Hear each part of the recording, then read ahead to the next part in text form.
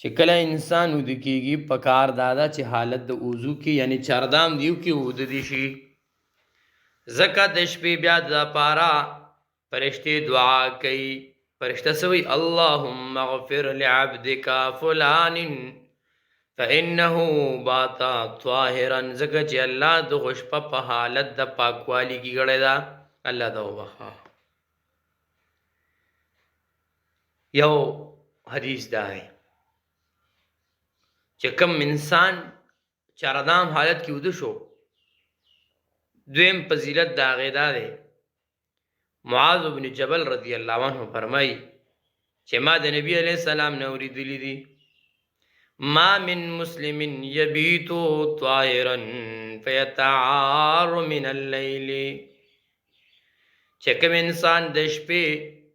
په حالت د وضو یعنی چردام کې ود شو اوس د شپې د دستر کې کولو شوي د شپې ود کېدو نو د چردام وکړو او د شپې سترګې کولاو شوي چې څه ټیم هم د شپې سترګې ته کولاو کړئ او دغه ټیم کې د خدای نه سوال وکړو فیسأل الله خیرا من امر الدنیا والآخرة د خدای نه سوال وکړو که دنیا متعلق وي که د آخرت متعلق وي خدای په دنیا کې راله دا راکړي یا الله آخرت کې راله جنت راکړي چې د دنیا متعلق د سوال وکړو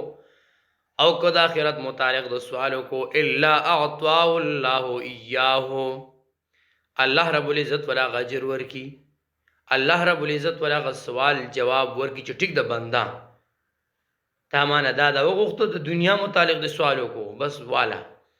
که د آخرت متعلق درانه سوال وکړو نو والا نو دوا کار به یو کار ودا کو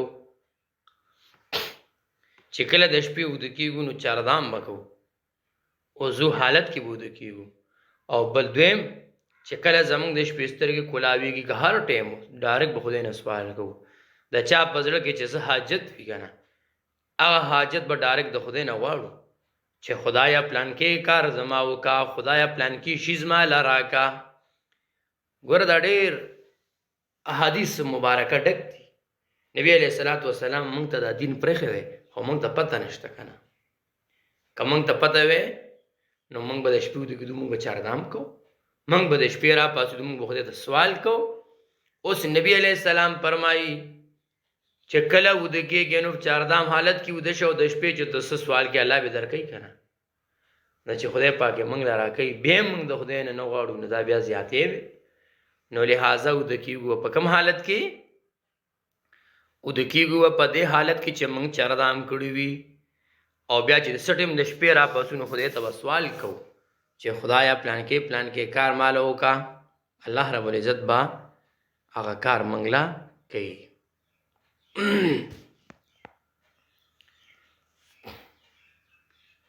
یو بل حدیث دی ابو امامه رضی الله عنه را نقل کړی دی هغه وایي چې ما د نبی علیه السلام نه اورېدلی دي من اوا الى فراشه طاهرا يذكر الله چې کله انسان د شپې بسترې تراشي په دې حالت کې چې د چردام کړی دی پاک دی یذکر الله د الله ذکر کوي وظیفې کوي دعاګانې وای حتی یدرکه النعاس تر دې پورې چې دله خوب ورشي د الله الله یادو الله کې تو قنوت دا آیت الکرسی ویلا آخری آیتونه وی آخری 3 سورته وی سبحان الله وی الحمدلله وی ذکر ہے کو دغه ټیم کې د دستر کې ورلې حتا یدرکه النعاس دله د شپې خوب ورغه د ذکر کو د شو اوس په زیرت توقع دی لم ينقلب ساعة من ليل نو د شپې یو ساعت هم داسې نه وي يسأل الله خيرا من خير الدنيا والآخرة إلا أعطاه الله إياه د شپې یو ساعت هم داسې نه وي د دنیا او د آخرت متعلق سوال کوي الله دې قبول نکړي داسې نشته اوس دې چې سم غواړي د دنیا متعلق وي که د آخرت متعلق وي الله رب العزت ولا غور کی هر سوال الله د قبلې ولی چې دی وده کېدو نو د چردام کړی دی، دی وده کېدو نو د وظیفې کولې، د ذکر د اذکار کو، ذکر اذکار کې دی وده شوی دی. بل حدیث دی، عائشہ رضی اللہ تعالی عنہ فرمائی چې ما د نبی علیہ السلام نه اوریدلی دي ما من امرئ تكون له صلاة بليل فيعلبه عليها نوم إلا كتب الله له أجر صلاته وكان نومه عليه صدقا. چې کوم انسان په دې نیت باندې دی ود کېږي چې زه د شپې را پاسم نو زه به تهجد هم کومه پاک حالت کې دی وده شوی دی، نو الله رب العزت دا څومره خوب چې دو کو دا 15 یا 10 ګټې دی خوب کوي که نه، دا ټول صدقه ده، دا ټول څه دی صدقه ده. نو یو دا شوه چې موږ د شپې وده کېږو نو په دې نیت باندې به وده کېږو چې د شپې به تهجد ولم را پاسم، نو که د تهجد نیت موږ وکړو اگر که موږ را پانسېدو نو دا ټول خوب به زموږ صدقه وي. او د شپې چې موږ کومې دعاګانې غواړو